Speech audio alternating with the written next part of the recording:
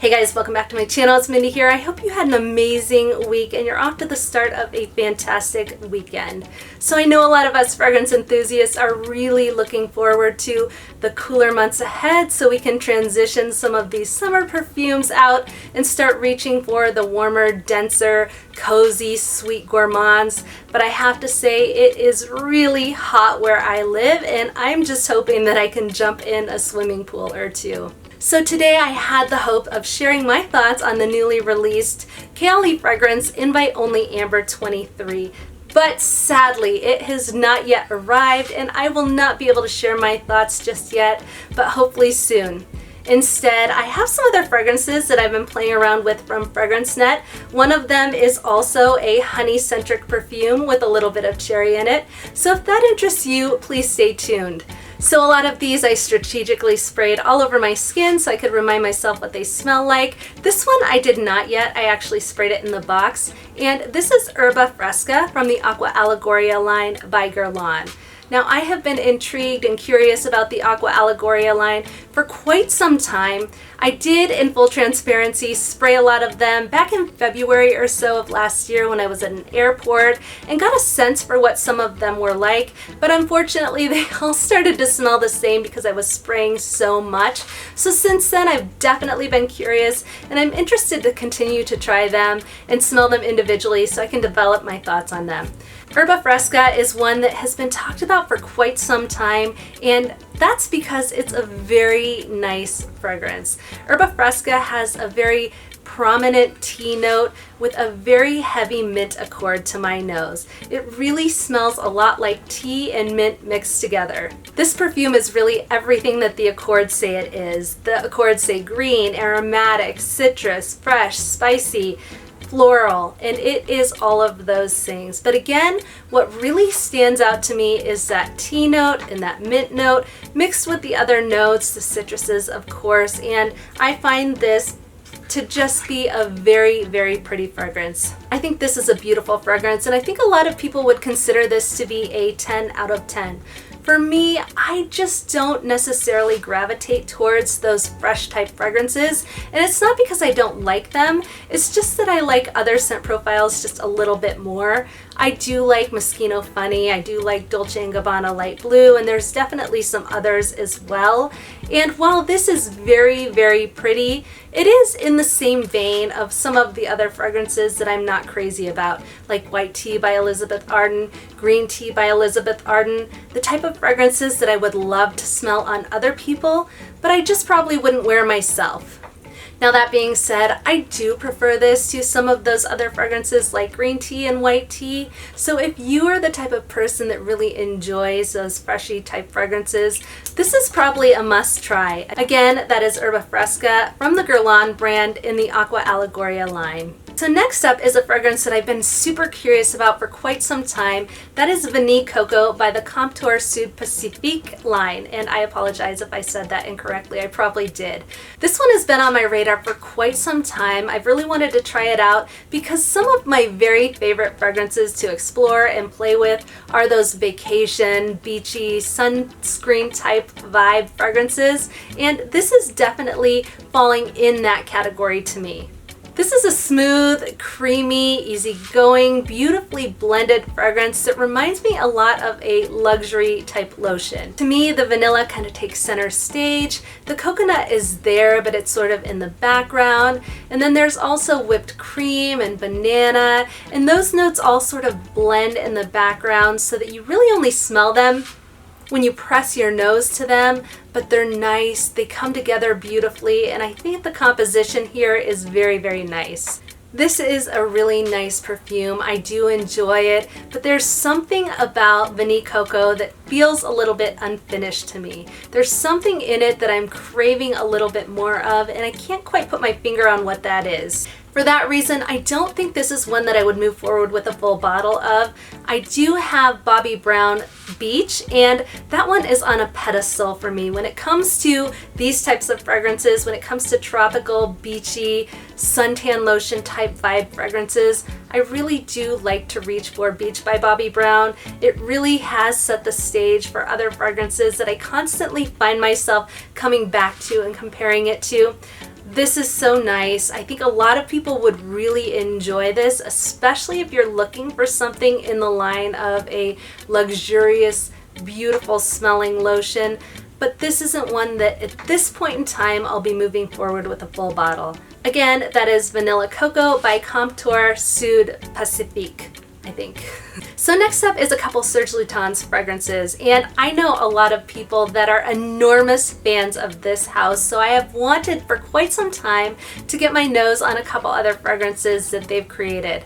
Now, I did see some rumors recently that this house could be pulling out of the United States and not selling here anymore. I think it's owned by the Shiseido brand, but honestly, I can't validate that rumor, and I can't see anything indicating that that's the case. So I think I may have seen it on one of the forums or in a review at one point. I really can't vet that out and validate that. So for now, I don't want to panic anyone, and I don't want anyone to believe that's the case if it's not. Let me know, have you guys heard anything about Serge Lutens? Are they not selling in the United States, or do they distribute through the United States and they won't be doing that anymore? Definitely curious to hear what you know.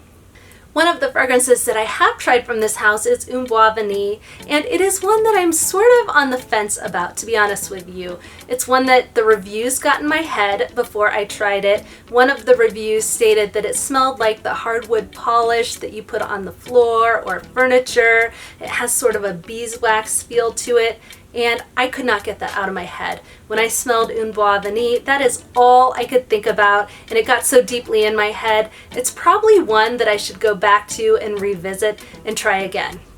The two that I have today from Serge Lutens that I've been playing with from FragranceNet are Feminite de Bois as well as Datura Noir. I believe that's how you say it. If not, I apologize as always. Now, Feminite de Bois is a little bit different than anything else I have smelled. This is sort of heavy when you first spray it, so it becomes a little bit overpowering. I don't know if some people will like the initial blast of this fragrance, but you get a heavy dose of some of the notes in here, specifically the cinnamon, the cloves, the ginger seem to be standing out. I'm picking up a heavy dose of those spices plus a little bit of warmth. It definitely has a coziness to it. There is also Virginia cedar, and that seems to be kind of a standout woody accord that you get from this one. For me, when this tones down, it is quite nice. I find it to be a little bit of a more complex fragrance. It keeps you coming back for more. You want to keep re-sniffing this one. I am happy to have tried it. I have really been curious about this one for so long. I don't think my nose is refined enough to truly appreciate this the way a lot of other people do, but I find it to be nice. Not one that I'd really want to move forward with a full bottle on. It's a little heavy, a little dense on that spiciness, and that's a little overpowering to my nose, but I could definitely see how people appreciate this one, and I do think it is a very pretty smell. Again, that is Feminite de Bois by Serge Lutens. The next one I have here is Datura Noir by Serge Lutens, and this is another one that I find to be very interesting. Now, I will say this is not my typical perfume that I like to wear, but it's certainly a fragrance that I would enjoy to smell. There are gourmand notes in this perfume like coconut, vanilla, almond, apricot, mandarin orange, but to me, this never really shifts over heavily into that gourmand smelling space. There are a lot of other notes in here that balance it out, that give it a powdery feel like the heliotrope. There is tuberose in here, which kind of gives it a creamy, gorgeous feel to the fragrance. This one also dangerously flirts with going a little bit tropical. I feel like I'm getting the slightest hint of a tropical, beachy type vibe, and maybe that is from the coconut and the tuberose that's in here, but it really doesn't go heavily into that realm. It doesn't smell like an overly beachy type fragrance. It more smells a little bit in that vein, but in a very classy, sophisticated way. This is another one that I find to be smooth, it's beautiful, it's creamy, it's a very pretty smell, and I completely understand why people enjoy this one. This is one I want to play with a little bit more. I do like the scent of it. It has an element of luxury to it. It almost reminds me of something from my childhood that I can't necessarily pinpoint, maybe a doll or something along those lines, but nevertheless a very pretty fragrance, one I think a lot of people would truly enjoy by Serge Lutens. Again, that is Datura Noir. The next perfume that I have here is Scandale by Night by Jean-Paul Gaultier. This is one I've been curious about for so long because I've seen so many sparkling reviews about it. The only time I've smelled a Scandale before was in the airport, and it reminded me, at least the EDP that I smelled, reminded me quite a bit of La Vie Belle Intense. And while I love that fragrance profile, I did feel that it would be redundant to this, as well as Live Irresistible Delicieuse by Givenchy, which I also have in my collection. So I haven't moved forward with the original Scandale. However, I have been super curious about this one and chose to blind buy it recently through FragranceNet. Now, I have been wearing this for several days, and I'll say that the first spray really caught me off guard. I was a little perplexed by what I was smelling. It felt almost like a cough syrup, a cherry flavored cough syrup. It had a little bit of a medicinal smell that put me off at first, and I was extremely disappointed by the initial blast of this one. However, this did settle into my skin fairly quickly, and about 10 minutes in, I was really starting to appreciate it. I was starting to crave it. I kept sniffing it, and it made me want to come back for more. I think about this one and its relationship to the original Scandale, similar to how I think about La Belle and La Belle Les Parfums. I find Les Parfums to be a little bit denser, a little bit heavier, sweeter, but darker. This just takes La Belle, the original, to a different level, and that's how I feel about Scandale and where it goes in the By Night version. This feels denser to me. It feels like it has more character to what I remembered the original EDP to smell like. This has a very prominent honey accord to it, which I really like in this perfume.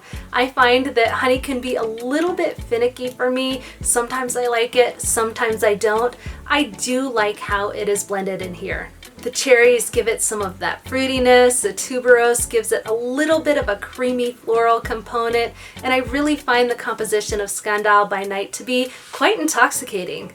To really enjoy Scandale by Night, I really think you have to have a mandatory appreciation for sweet, sweet, sweet perfumes. This is extraordinarily sweet, a lot like some of the other fragrances that I mentioned. La Vie Belle Intense is quite sweet, and while this doesn't smell exactly like that fragrance, it is reminiscent to a degree, and that one is also quite sweet. So if you like that, I think you might like this one as well. This is one that I'm still acclimating to, I'm still getting familiar with. I wore it twice this week, so I'm becoming more familiar with it. One that I like, one that I think is a fantastic fragrance for gourmand lovers, that is Scandale by Night by Jean-Paul Gaultier. Alright guys, thank you so much for tuning in. As always, I truly appreciate you. I am so sad I couldn't review the brand new Kayali fragrance Invite Only Amber 23, a mouthful, but I'm hoping to do that very soon. If you enjoyed this video on perfumes I've been playing with this week, please go ahead and give it a thumbs up and consider subscribing to my channel. I hope you have an amazing weekend and you have a lot to be grateful and thankful for. Until next time, I'll see you soon.